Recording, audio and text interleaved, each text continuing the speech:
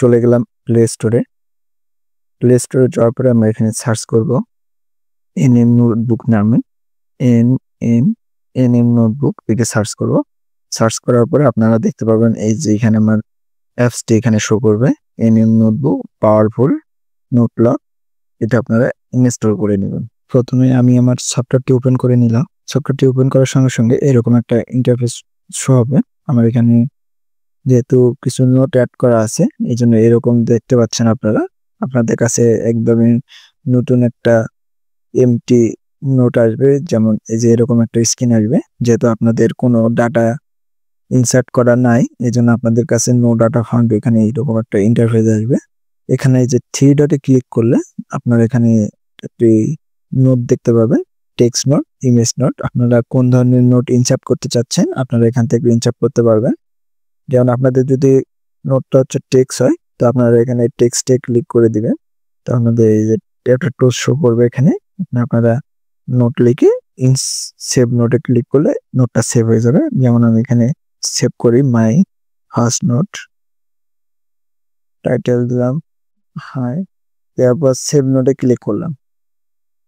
নোটটা সেভ হয়ে গেলে এখানে ইমেজে ক্লিক করলাম। করার পর আমরা যদি ইমেজের উপর ক্লিক করি তো আমরা ইমেজটা কোথা থেকে নিতে যাচ্ছি, ক্যামেরা থেকে না গ্যালারি থেকে, আমরা হচ্ছে গ্যালারি থেকে নিয়ে নিই।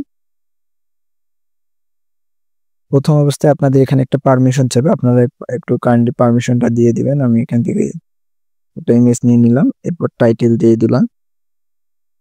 যেখানে আপনার টাইটেল দিয়ে আর কি ডিসক্রিপশন দিয়ে দিলাম। তারপরে হচ্ছে আমি সেভ নোটে ক্লিক করে দিলাম। দেখেন আমার ইমেজটা সেভ হয়ে গেছে। এখন কথা হচ্ছে আমি এই নোটগুলোকে লক করব কিভাবে।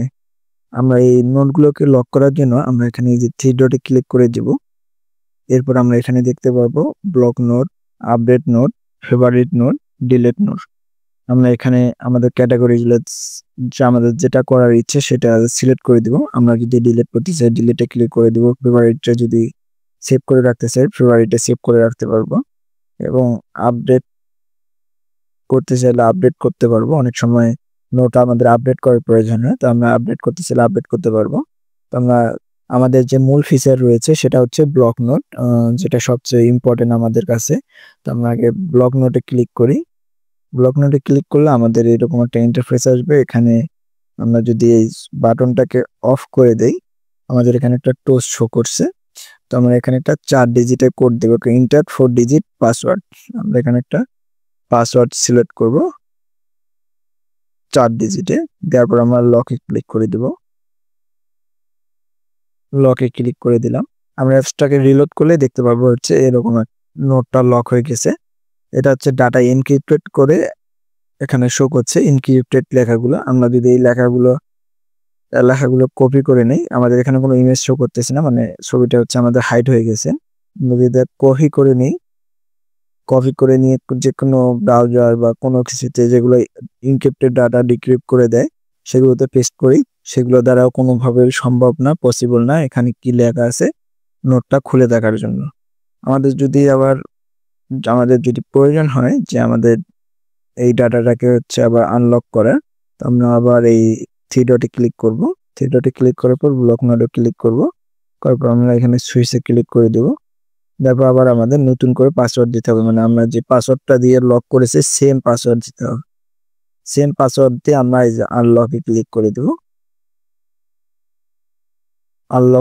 আনলকে ক্লিক করে দিলে আমাদের এই ডাটাটা হচ্ছে আনলক হয়ে যাবে। আমাদের রিলোড করলে দেখতে পাবো আমরা যে আমাদের ইমেজটা আবার চলে আসছে। তো আপনাদের যদি কোনো রকম সফটওয়্যারের প্রয়োজন হয় তো অবশ্যই আমার সাথে যোগাযোগ করবেন। আপনাদের চাহিদা অনুযায়ী আমি সফটওয়্যার ডেভেলপমেন্ট করে দিতে পারবো। লক করা ইমেজগুলা এবং নোটগুলা আপনারা যে পিনকোড দিয়ে লক করে রাখবেন সেই সেম পিনকোড ছাড়া কোনো ব্রাউজার দ্বারা বা কোনো ওয়েবসাইট দ্বারা সেগুলোকে আনলক করে দেখার মতো কোনো ক্ষমতা নাই কোনো ওয়েবসাইটের।